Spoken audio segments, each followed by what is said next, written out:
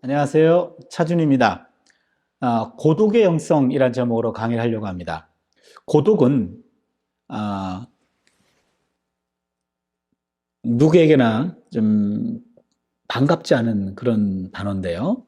고통은 누구에게나 아프고 힘이 듭니다. 그런데 고통이 견딜 수 없는 까닭은 고통을 혼자서 감당해야 한다는 외로움 때문입니다. 남이 대신할 수 없는 1인칭의 고독이 고통의 본질입니다. 여럿이 겪는 고통은 훨씬 가볍습니다. 여럿이 맞는 벌은 때론 놀이와도 같을 수 있어요. 전체 기합은요, 약간의 재미도 있지 않습니까? 그러나 고통을 홀로 짊어져야 한다면 그 고독의 고통은 이루 말할 수 없을 만큼 심각합니다. 고독의 고통을 온몸으로 살아낸 예언자가 있습니다. 우리 오늘 그 고독의 예언자를 만날 텐데요. 예레미야 12장 1절에서 6절이에요. 예레미야는 6가지 고백을 하고 있습니다. 예레미야 11장 18절에서 23절, 12장 1절에서 6절, 15장 10절에서 21절, 17장 14절에서 18절, 18장 18절에서 23절, 20장 7절에서 18절. 제가 이렇게 불러드린 이유는요, 요거를 여러분은 체크하셨다가 예레미야서에다가 박스를 씌워주세요. 예레미야 11장 18절 23절 박스 씌워놓고 첫 번째 고백, 그 다음에 12장 1절 6절 2번 두 번째 예레미야 고백, 이런 식으로 고백을 따로 기록해 주십시오. 그리고 요 예레미야의 고백은 다른 예언서에는 안 나와요. 아주 독특한 현상입니다. 그래서 힘들고 지치고 어려울 때 여러분 예레미야의 고백만 따로 읽어보세요. 고백만 읽어보세요. 1부터 6번째까지. 예레미야에게는 좀 미안합니다만 위로가 돼요. 예레미야가 너무너무 힘들어서 하나님께 토해냈던 얘기들거든요. 예레미야 결혼 못했잖아요. 하나님이 금지시켰어요. 예레미야 16장 1절 2절에 보면 넌 결혼하지 말지니라, 자녀도 갖지 말지니라. 아내도 없고 자녀도 없습니다. 그의 메시지는 국가 멸망이었고, 국가적으로는 지명 수배자가 됐고, 그리고 가족들도 이해 못했고, 그리고 고향 사람들은 예레미야를 부끄럽게 여겼고 예레미야를 제거하려고 했어요. 그 답답한 마음을 나눌 만한 배우자도 없고 자녀도 없는 그런 상황에서 예레미야는 하나님께 와가지고 그냥 다 토해냈습니다. 그게 예레미야의 고백입니다. 우리 오늘 함께 나누는 이 본문도 바로 12장 1절 6절도 예레미야의 두 번째 고백입니다.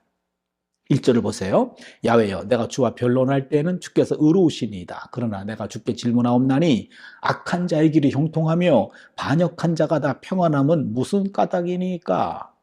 지금 예레미야가 따지고 있어요. 근데 하나님과 변론할 때 변론하다라는 말은요, 이게 리브라고 하는 히브리어예요. 리브, 변론하다, 쟁변하다, 이게 법적 용어입니다.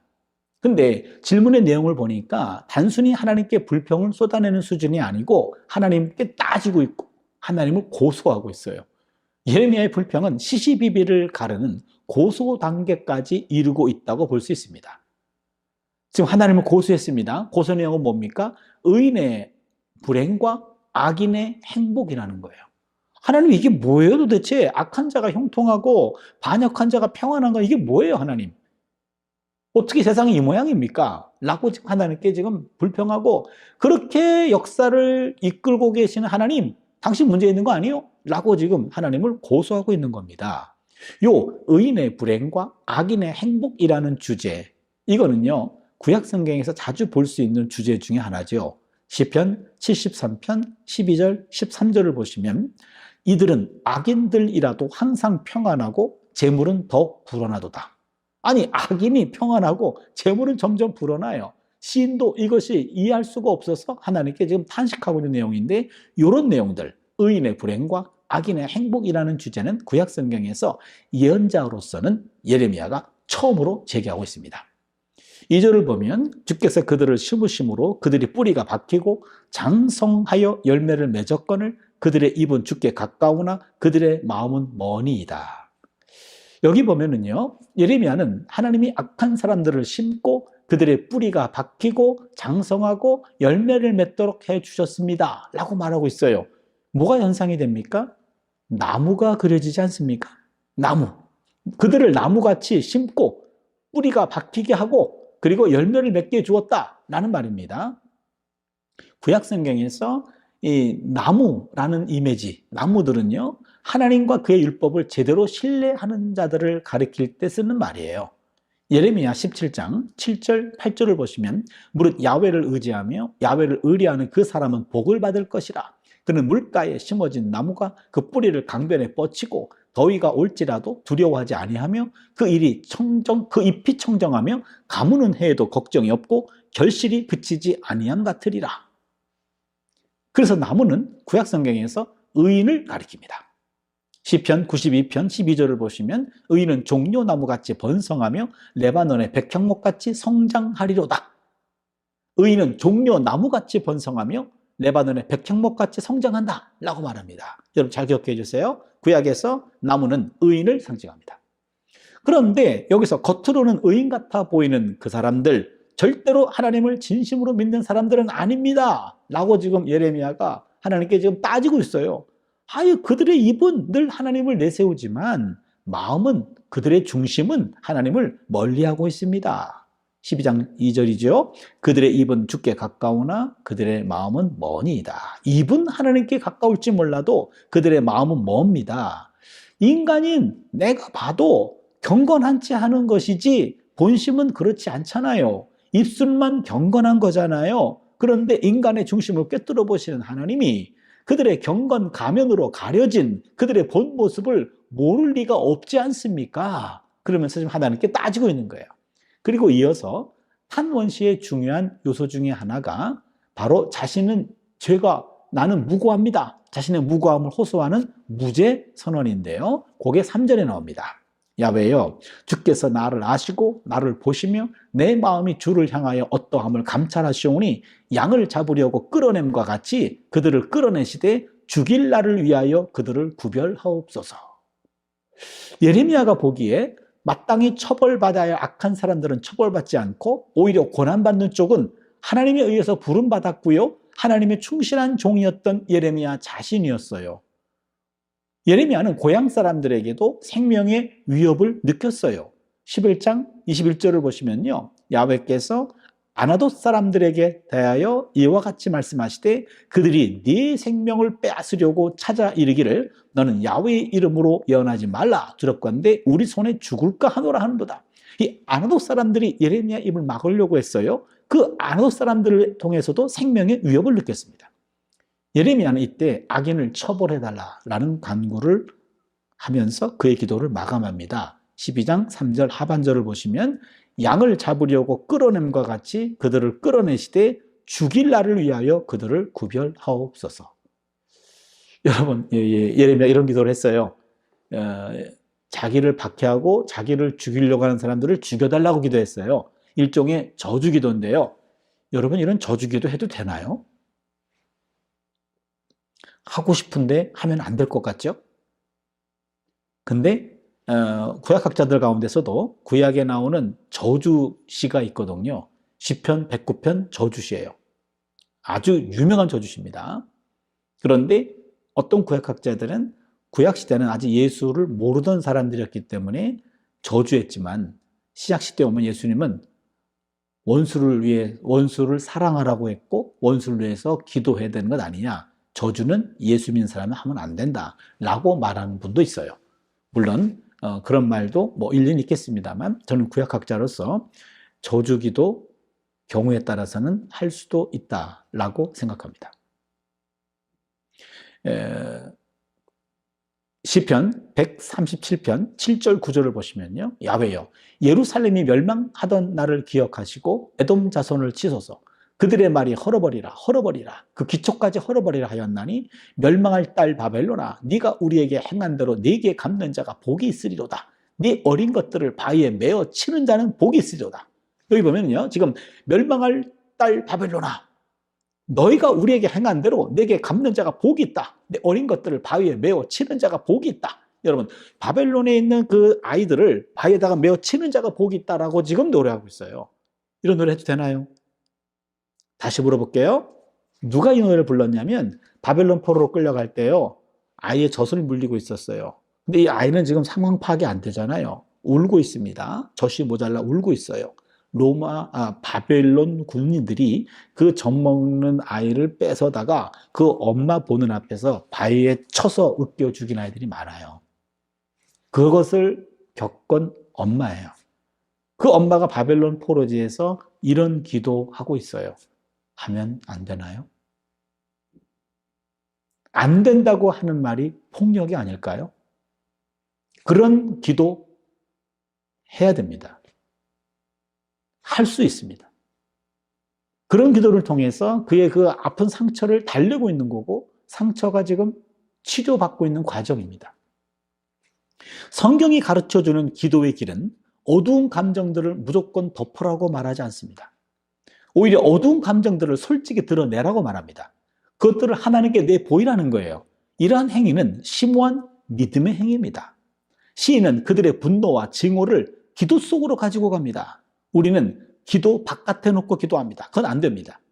저주 기도는 하나님께 드리는 기도입니다. 감춰진 행동 계획이 아닙니다.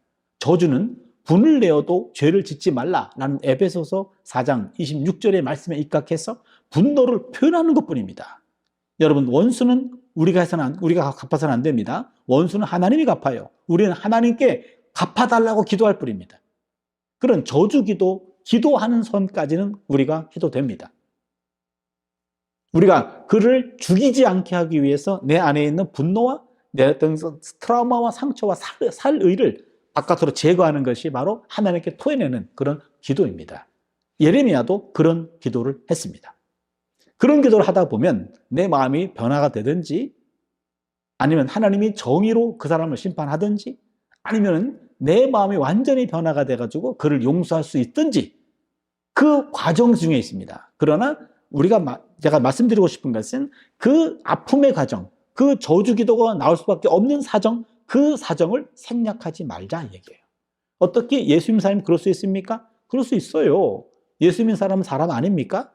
그것을 사람에게 하지 않고 하나님에게 와서 할 수 있다 그 말이에요. 그게 저주 기도입니다.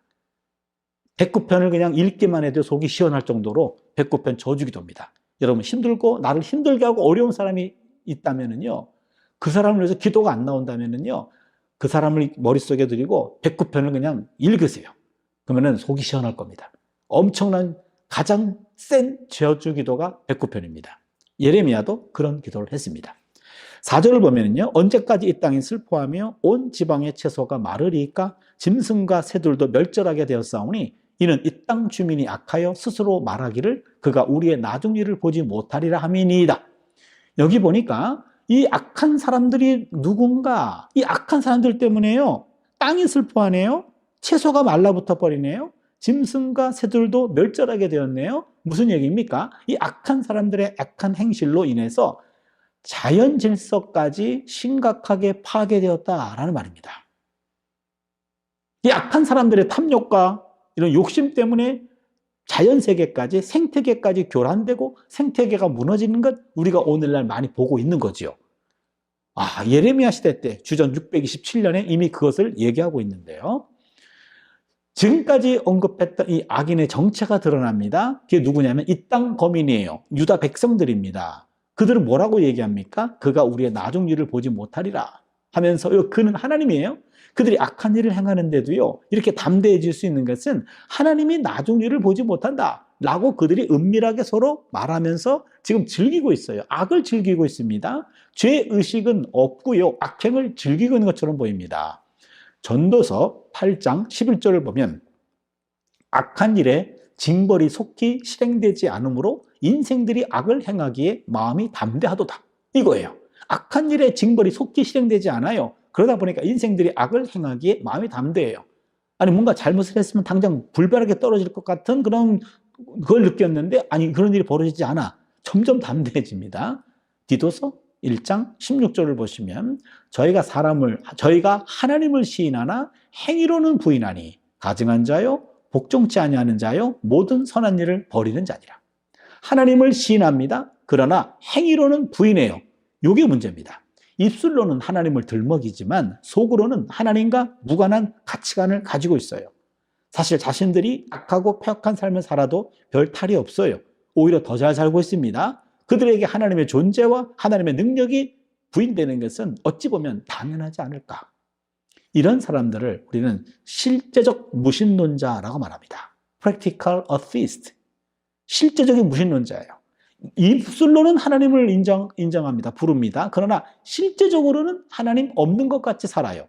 이런 실제적 무신론자들은요, 교회 바깥에 있지 않습니다. 교회 바깥에 있는 사람들은 그냥 무신론자예요. 여기 실제적 무신론자들은요, 그 사람들은, 교회 바깥에 있는 사람들은 이론적인 무신론자들입니다. Theoretical atheist예요. 그런데 실제적 무신론자들은 교회 안에 있어요. 우리 교회 안에 하나님 믿는다고 하면서도 삶 속에서는 하나님 믿는 것과 무관하다. 우린 그 사람들을 실제적인 무신론자라고 말하는데, 그 사람들이 지금 예레미야하고 부닥치는 겁니다. 이처럼 악한 사람들이 형통해지는 현실은 예레미야가 쉽게 이해가 안 됐습니다. 여기서 예레미야가 고민하는 것은 악인들의 불행한 행위가 아닙니다. 악인들이 형통해지도록 방치하고 있는 하나님의 통치 방식이에요. 하나님 의롭지 않다는 겁니다. 하나님 뭐예요? 왜 그따위로 세상을 통치하십니까? 라고 지금 하나님께 따지고 있는 겁니다. 그 하나님께 예레미야가 12장 1절, 2절, 3절, 4절 따지고 있는데요. 5절에 하나님이 답변하십니다. 하나님의 첫 번째 답변이죠. 근데 그 대답은 뜻밖에도 책망이었습니다. 5절을 볼게요. 만일 네가 보행자와 함께 달려도 피곤하면 어찌 능히 말과 경주하겠느냐. 네가 평안한 땅에서는 무사하려니와 요단 강물이 넘칠 때는 어찌 하겠느냐. 여기 보시면요, 지금 강물이 넘칠 때로 나온 번역은요, 히브리어로는 숲속으로 라는 말로 번역이 됩니다.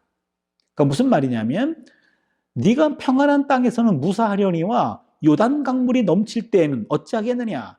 요단 숲으로 들어갈 때는 어찌하겠느냐. 그 말이에요. 여러분, 우리 본문 제가 수정했어요. 거기 보시면요, 예레미야 당시에 요단 강가 숲에는 사자들이 숨어 있었습니다. 어떻게 하냐고요?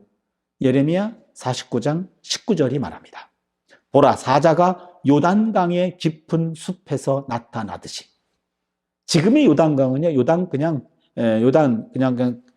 좁은 그냥 물에 지나지 않는데, 이 시대 때 요단강 물은요, 한강 같지는 않았어도 굉장히 폭이 넓었던 모양이에요. 그리고 또 숲도 형성이 돼 있었고, 그래서 요단강의 깊은 숲 속에 사자가 있었어요.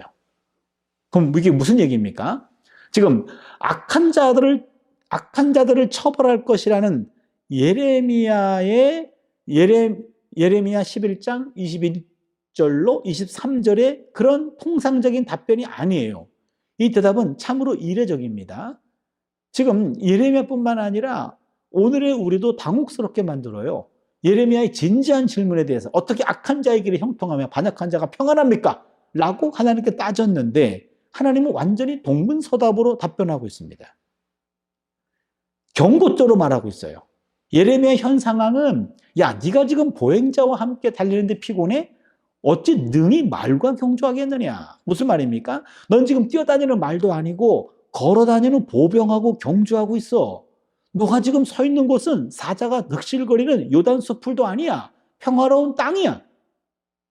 너가 지금 고통스럽고 힘들어하고 있는 그 자리가 지금 말과 경주하는 자리도 아니고, 그냥 사자들이 우글거려 숲을 지나가는 것도 아니야. 너 지금 보병하고 달리고 있어. 너 지금 평안한 땅에 있는 거예요. 이렇게 얘기하고 있어요. 마치 본 게임도 아니고 예선 게임에서 몸을 푸는 연습 단계에서 벌써 지쳐버렸니? 그런 말입니다.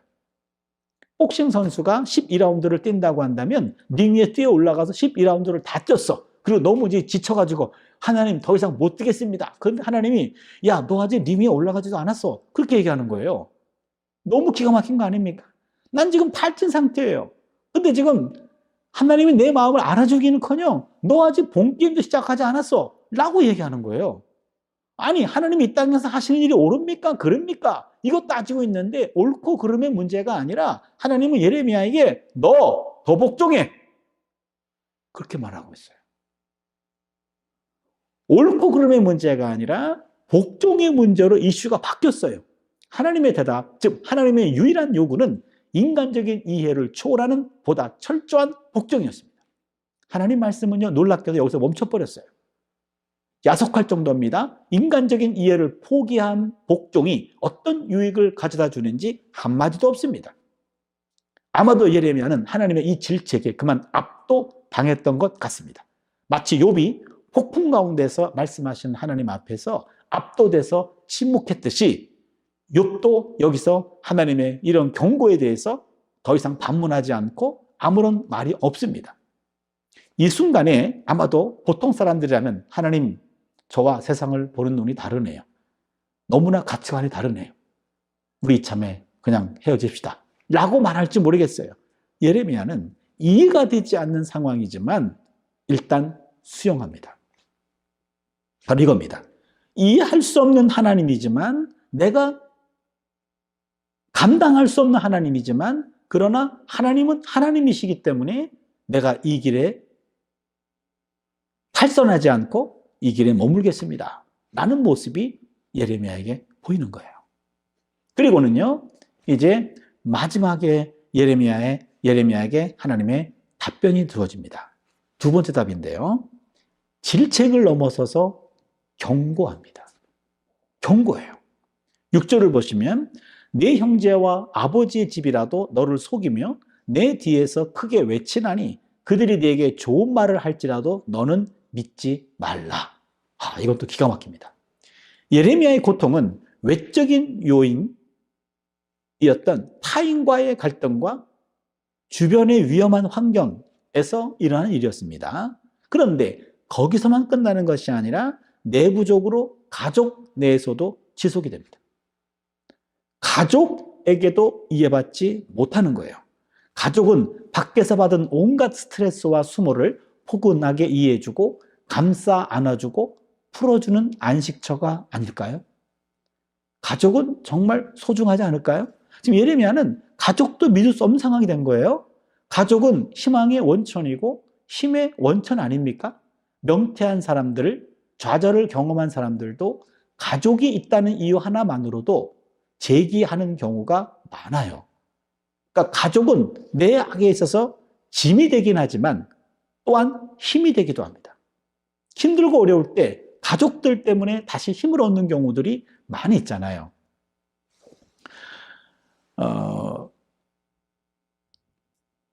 저도 이제 구약학자로서 제가 책을 좀 많이 번역하고 쓰는 사람 중에 한 사람인데요. 몇 년 전, 한 2004년, 5년 그때쯤 됐는데요. 그때 박요한 영식이라고 하는 그 가톨릭 신부가 있어요. 구약 교수예요. 근데 그분이 그 당시에 책을 한 50권 정도 썼어요. 근데 저도 열심히 썼는데 한 20 몇 권 됐나요, 그때? 도저히 감당이 안 돼요, 그분하고. 그래서, 저분 어떻게 저렇게 책을 많이 쓰나. 곰곰이 생각해 봤더니 그분은 신부님이에요. 가족이 없어요. 그래서 퇴근하고 집에 가면은 또 여전히 혼자이기 때문에 그 혼자 있는 시간에 공부하면서 열심히 책을 쓰는 것은 아닌가. 나는 가족이 있어서 내가 좀 불리하구나. 그렇게 생각했어요. 근데 내 아내가 우리 아이 둘을 데리고 미국에 교환교수로, 안식년을 맞아가지고 교환교수로 1년 동안 미국에 가 있었던 적이 있었어요. 겉으로는 표현하지 않았지만 그 1년의 기간, 이 기간은 나에게는 자유다. 나에게는 이제 공부할 수 있는 시간이다. 그래서 1년 동안 내가 그동안 못했던 책들을 좀 더 많이 쓰려고 대단히 단단하게 마음을 먹었습니다. 그런데 결과적으로 가족이 없으니까는요, 집에 와도 책을 안 봐요. 가족이 없으니까는 봐주는 사람이 없으니까 그냥 너무 답답하고 그리고 심심하니까 TV를 틀어놔요. TV를 틀어놓으면요, 그냥 멍하니 보다 보면은요, 새벽까지 TV 앞에 앉아있을 때가 있어요. 사람이 멍한 사람이 돼가지고 오히려 일상이 파괴가 됐어요. 가족이 너무 보고 싶어가지고 중간고사 때 조교한테만 이야기하고 학교 측에 말하지 않고 미국으로 날아가서 가족들 보고 오고, 기말고사 때 또 미국 갔다 오고, 방학 때 또 미국 갔다 오고, 이렇게 왔다 갔다 하는 바람에 2004년, 2005년에 책을 한 권도 못 썼어요. 그때 깨달았어요. 가족은 존재만으로도 소중한 거구나. 그나마 가족이 옆에 있기 때문에 내가 학자로서 내가 일들을 행할 수가 있었구나. 그게 가족이에요. 그런데 예레미야는 지금 그 가족도 신뢰할 수 없는 지경에 이르게 된 겁니다. 하나님은 예레미야에게 가족도 믿지 말라 라고 준엄하게 경고하고 계셔요. 너무 기가 막힌 말 아닙니까? 예레미야는 지금 배우자도 없어요. 자녀도 없어요. 있다면 형제와 자매가 있을 테고 부모가 있었을 겁니다. 그런데 부모와 형제 자매도 믿지 말라는 거예요.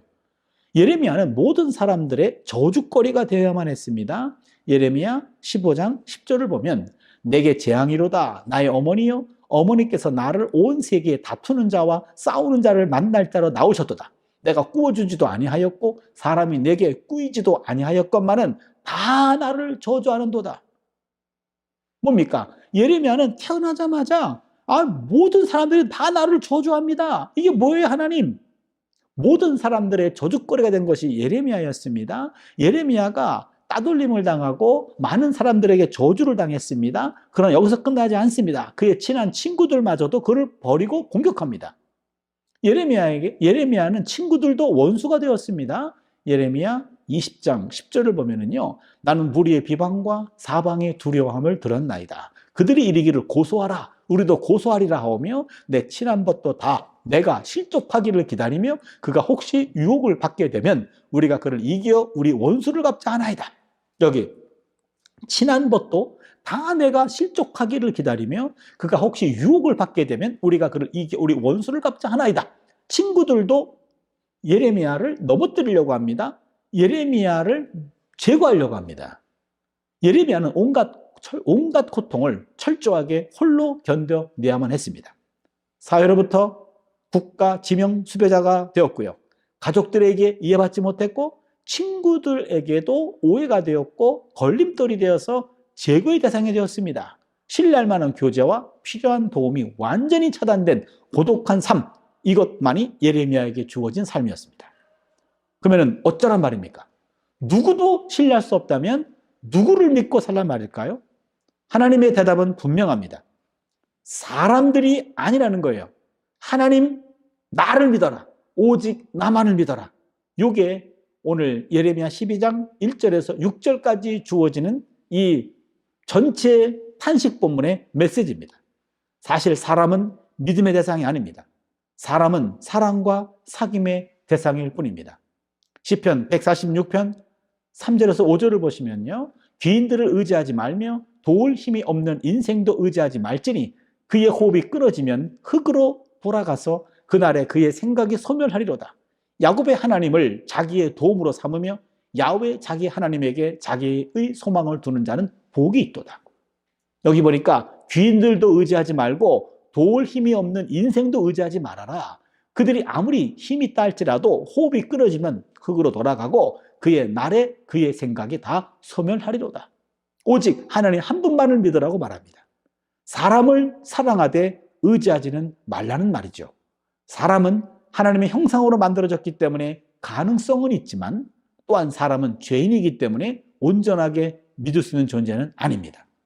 그럼 예레미야가 이제 의지해야 할 분은 오직 하나님 한 분밖에 없습니다. 시편 118편 8절 9절이죠. 야훼께 피하는 것이 사람을 신뢰하는 것보다 나으며 야훼께 피하는 것이 고관들을 신뢰하는 것보다 낫도다. 하나님 아브라함에게 내 고향 친척과 아버지 집을 떠나 내가 내게 지시할 땅으로 가라 라고 말했습니다. 고향이라는 것은 지연의 보호막을 말하고 친척과 아버지 집은 혈연의 보호막을 말합니다. 모든 사람들은요, 지연의 보호막과 혈연의 보호막의 보호 안에 삽니다. 아브라함은 철저히 이제는 하나님께서 지시할 땅으로 가라, 하나님의 손가락에 남은 삶을 맡겨야 됐습니다. 하나님이 오른쪽을 향하면 오른쪽을 향해 가고 왼쪽을 향하면 왼쪽을 향해 가야 되는 것이 아브라함의 삶이었습니다. 요 하나님의 손가락, 요건 하나님의 보호막이에요. 요 하나님의 보호막, 인간의 보호막인 고향과 친척과 아버지 집을 떠나고 하나님 한 분하고만 동행하는 삶으로 부름받은 것, 요게 아브라함입니다. 하나님의 사람들은요, 하나님 단 둘과 있는 그 고독의 자리를 꺼리끼지 않습니다. 하나님의 손가락 하나에 인생을 건 것이 아브라함이었어요. 인간적인 보호막을 다 뒤로 하고 하나님의 손가락에 인생을 걸었습니다. 인간의 보호막을 벗어나서 하나님의 보호막 안으로 들어왔어요. 사람들의 손가락 가르침이 아니라 하나님의 가르침에 인생을 걸었습니다. 바로 이겁니다. 하나님의 사람들은 하나님의 손가락 하나에 인생을 걸었어요. 홀로 있어 보이는 그 고독의 자리가 홀로가 아님을 알기 때문에 하나님의 사람들은 그 고독의 자리를 꺼리끼지 않습니다. 인간의 보호막에서 떨어져 나와 하나님 앞에서 고독하게 홀로 서 있어 본 자만이 하나님의 은혜를 제대로 맛볼 수가 있습니다. 제가 1988년에 독일 유학을 갔습니다. 그때까지만 해도요, 여행 자유화 되기 전이었고요. 그래서 외국에 유학을 간다, 그 다음에 비행기를 탄다라고 하는 것은 가문의 영광이었어요. 그래서 교회에서도요, 아무개 권사님, 아무개 장로님이 비행기를 타고 미국에 갑니다. 그러면 주보에 나왔어요. 그리고 많은 성도님들이 공항에까지 가가지고 그를 배웅하곤 했습니다. 돌아올 때도 마찬가지였어요. 비행기 아무나 타는 게 아니었어요. 이때도 마찬가지였습니다. 결혼하기 유학 날짜에 맞춰서 10일 전에 결혼하고 인사하고 이제는 10일 지나서 비행기를 타려고 이제 김포공항에 갔습니다. 우리 부모님, 우리 아내 부모님, 우리 교회 목사님, 이쪽 교회 목사님, 우리 동생, 저 동생, 우리 교회 교우들, 저 동생 교우들, 그리고 내 친구, 저 친구 해가지고 김포공항에 한 6, 70명이 모였어요. 우리 둘을 가운데다가 두고 뺑 둘러서가지고 거기서 예배를 드려주고 막 기도를 해줬습니다. 국가를 대표해가지고 유학 가는 줄 알았어요. 기분이 좋았습니다. 그런데 다 인사하고 이제는 비행기 타려고 들어갔어요. 비행기를 처음 탔기 때문에 그냥 인사하고 문 열면 비행기 안으로 들어가는 줄 알았어요. 근데 그게 아니잖아요. 기다리잖아요. 거기서 기다리고 있는데 우리 부모님들은 아직도 문 밖에 서가지고 우시면서 손을 흔들고 계셔요. 이제는 모든 분들을 다 뒤로했고 이제 앉았어요. 그리고 이제는 독일 갈 생각하니까 앞이 캄캄한 거예요. 아는 사람도 없고 어디로 가야 되나. 그리고 그때 갑자기 마음이 막 두려움이 몰려오면서 저절로 기도가 시작돼요. 그러면서 기도해요. 하나님, 내가 유학 가는 게 하나님 뜻 맞습니까? 모든 가족들과 친구들과 교우들과 부모님을 뒤로하고 가는 게 맞습니까? 지금도 아니라고 한다면 내가 바로 돌아가겠습니다. 굉장히 마음이 무거웠어요. 이제 아무도 없고 혼자라고 생각하니까는 그게 더 두려웠던 거예요. 그런데 결혼한 지 10일밖에 안 된 제 아내가 갑자기 내 손을 꽉 잡으면서 여보, 난 당신만 믿어. 그러는 거예요. 그때 여보 소리를 처음 들어봤는데 그때 가슴이 덜컥했어요. 지금 나도 감당이 안 되는데 당신 누구 나를 믿으라고? 나 믿지 말라고 그랬어요. 정말 아무도 없다고 생각하니까는요, 하나님 한 분밖에 없다라는 게 그게 뼈저리게 느껴지더라고요. 바로 그겁니다. 아무도 없는 그 자리가 바로 옆에서 하나님이 가까이 있어주는 자리라는 거예요. 사실 사람과 사람 사이에 주고받는 위로는 불완전합니다. 한계가 있습니다. 내가 당한 슬픔과 내가 당한 괴로움을 함께 나눌 사람이 옆에 있어도요, 위로받지 못할 때가 있지 않습니까? 고독의 순간 하나님의 은혜가 더 크게 느껴져요. 하나님의 보호막 안에서만 느낄 수 있는 겁니다. 그렇다면 사실 예레미야는 혼자가 아니었어요. 예레미야 옆에는 늘 하나님이 계셨습니다. 하나님은 한순간도 당신의 사람들의 옆을 떠나신 적이 없습니다. 우리 복음송에서도 하나님 한 번도 나를 실망시킨 적 없으시고, 요 차원입니다. 요 수준이에요. 허울 뿌린 인간의 울타리를 벗어 던지자 강력한 하나님의 울타리가 그의 둘레를 감싸고 돈 겁니다. 욥기 1장 10절을 보시면 주께서 그와 그의 집과 그의 모든 소유물을 울타리로 두르심이 아니니까 주께서 그의 손으로 하는 바를 복되게 하사 그의 소유물이 땅에 넘치게 하셨음이니이다. 사탄이 하는 말입니다만 맞는 말이에요. 하나님이 욥의 집과 욥의 모든 소유물을 이렇게 울타리로 두르고 계시잖아요. 요 얘기입니다. 하나님은 당신의 백성을 한순간도 놓치지 않고 이렇게 울타리로 보호하고 계셔요. 그의 집도 보호하고 계시고 그의 재산도 보호하고 계십니다. 하나님은 예레미야의 절대 고독 체험을 통해서 인간이 홀로 있으면서도 절대적인 하나님이 그와 함께 하심을 느끼는 고독의 영성을 가르친 겁니다. 예레미야는 지금 이러한 상황에 처해 있어요. 예레미야는 하나님 어떻게 이러실 수 있습니까?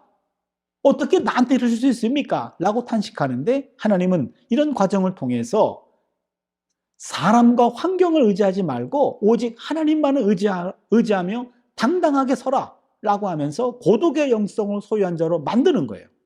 예레미야를 완전히 고독으로 밀어 넣으면서도 그에게서 단 한순간도 떠나지 않았던 하나님, 그 고독의 순간 그분의 존재가 드디어 드러나는 겁니다. 모든 사람들이 다 떠나고 모든 것이 다 꺾여서 철저히 홀로 된 상태, 이것이 바로 고독의 상황이에요. 하지만 우리가 주목해야 할 점은 우리가 이 고독의 상태에 놓여 있을 때도 결코 혼자가 아니라는 사실입니다.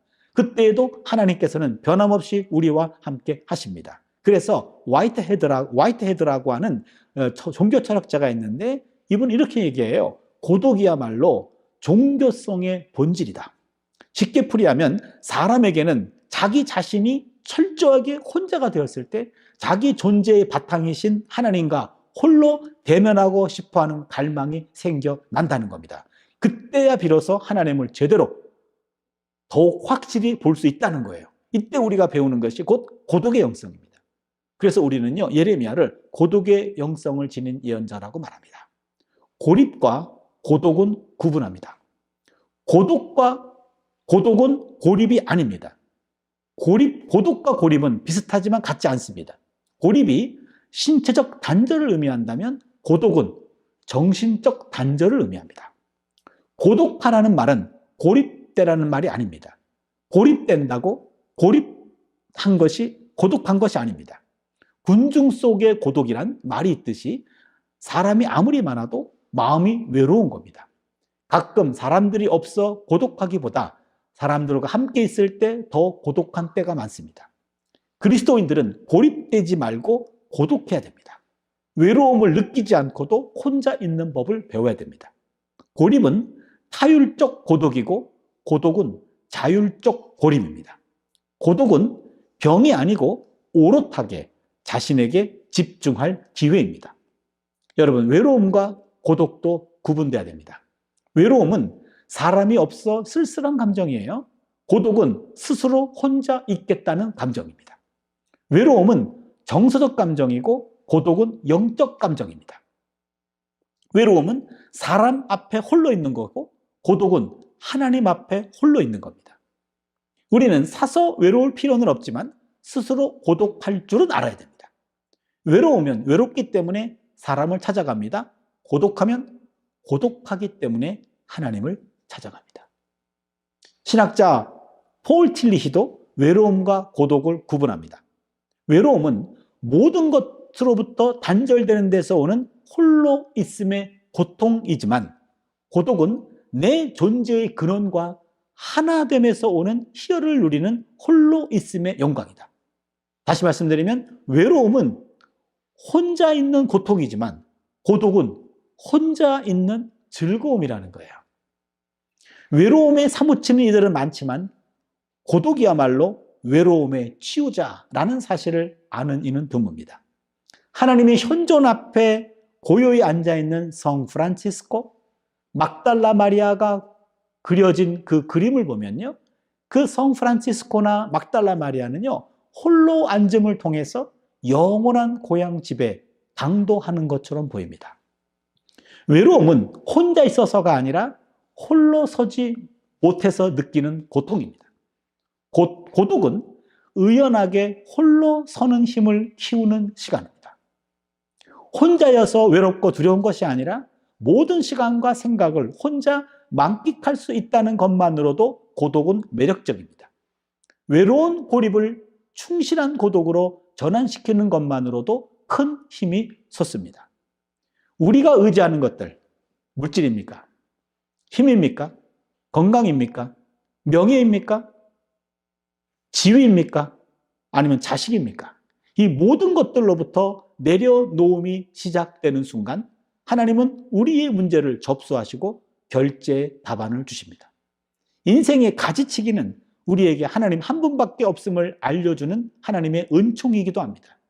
이제 내가 보이니? 하나님은 우리 주변을 한 번도 떠나신 적이 없으셔요. 그런데 나와 하나님 사이에 인의 장막이 사이를 막았던 겁니다. 그 인의 장막, 내가 의지했던 그 모든 것들이 다 나를 떠나는 순간, 다 떠났습니다. 아무것도 없는 그 순간에 하나님은 더 가까이서 우리를 바라보면서 이제 내가 보이니 라고 말하십니다. 난 당신 주위를 한 번도 떠난 적이 없지만 당신과 내 사이에 당신이 의지하는 그 모든 것들이 너무나 많아서 그것 때문에 내가 보이지 않았어. 근데 그 모든 것들이 다 떠나갔어. 아무도 없어. 그 순간은 내가 가장 잘 보이는 시간이 아니니? 바로 그 차원을 하나님이 예레미야에게 가르친 겁니다. 고독의 영성으로 무장하면 하나님 한 분만으로도 충분하고 만족할 수 있습니다. 그 경지에 도달하면 우리 주변의 모든 것들은 덤으로 주어지는 선물입니다. 선물은 요구하지 않습니다. 그저 감사할 뿐입니다. 선물은 욕구의 대상이 아닙니다. 감사의 대상일 뿐입니다. 주변의 모든 사람들이 감사의 선물입니다. 따라서 고독은 비움의 자리가 아니라 체험의 자리입니다. 고독은 비움 속에서 체험을 발견하게 해줍니다. 모든 사람은 결국 주변의 모든 것들로부터 멀어지게 됩니다. 인생은 이별의 연속이지요. 이별 훈련입니다. 교우도 이별하고, 부모도 이별하고, 친구도 이별하고, 때로는 자녀도 이별하고, 그리고 배우자도 결국 모두 떠나가고 나 혼자만 남아요. 결국 누구나 홀로 남습니다. 사실 알고 보면 우리 모두는 고독의 영성을 가지고 살다가 하나님의 품에 안기는 겁니다. 그래서 그 어떤 영적 자산보다도 더 중요한 것은 고독의 영성입니다. 고독의 영성이 부족하면 고립감을 느끼고 외로움의 늪에 빠집니다. 이제 고독의 영성으로 무장된다면 충실한 고독을 맛보고 지금부터 하나님 한 분만으로도 충만한 삶을 살 수 있습니다. 이 고독의 영성을 지닌 사람이라면 옆에 있는 모든 사람들에게 요구하지 않고 그들의 존재가 내게 감사하게 느껴지는 거죠. 이 고독의 영성을 가져야 감사하는 마음이 내 안에서 스멀스멀 올라오게 되어 있습니다. 오늘 우리가 예레미야를 통해서 우리는 고독의 영성을 배웁니다. 하나님은 고독의 자리로 예레미야를 몰아갔고 그 고독의 자리에서 다시 예레미야는 하나님 한 분만으로 만족합니다. 그 감사를 느꼈고 그 감사함을 눈을 가지고 봤을 때 내 주변의 모든 사람들이 감사의 선물이었구나 라는 것을 느낍니다. 우리가 서 있는 그 자리가 어떤 자리인지 다 달라요. 그렇지만 여러분이 고립의 자리가 아니라 외로움의 자리가 아니고 고독의 자리가 되기를 바랍니다. 그 고독의 영성을 가지고 하나님 한 분만으로 난 만족합니다 라는 그 당당함을 가지시고 우리의 사역지에서 뿌리를 더 깊이 내리고 줄기를 고추 세우고 열매를 맺고 향기를 맺을 수 있는 그런 사역지가 될 수 있기를 바랍니다. 기도하겠습니다. 하나님 감사합니다. 이 시대에 함께 하나님의 나라를 위해서 일하고 있는 목회자들과 그리고 선교사님들과 또한 사모님들과 함께 하나님의 말씀을 함께 나누게 해주시니 감사합니다.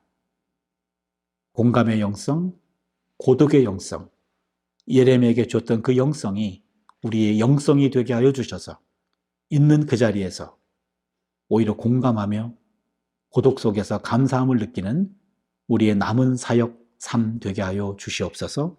감사드리옵고 예수님의 이름으로 기도드리옵나이다. 아멘.